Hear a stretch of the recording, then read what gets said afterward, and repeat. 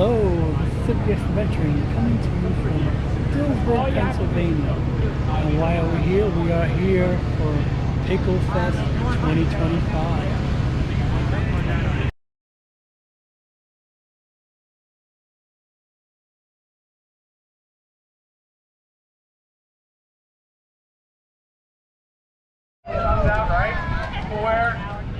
So it's a little bit different this year. If you guys have run other years, you know that we go out towards Old York Road, which is kind of a busy road. So the plan is to try to make routes from here on out that stay off of Old York Road and utilize some of the roads around Dillsburg instead of going outside there where you have faster cars. So if you run other years, it's still going to be really familiar at the start of it. So we're still going to go out right here to the intersection behind me, and you're going to take a right. You're going to run that the whole way to the end. There's a T intersection. Still going to go up Bumper Lane, which is the familiar start. So you still have the Bumper Lane climb the whole way to the top.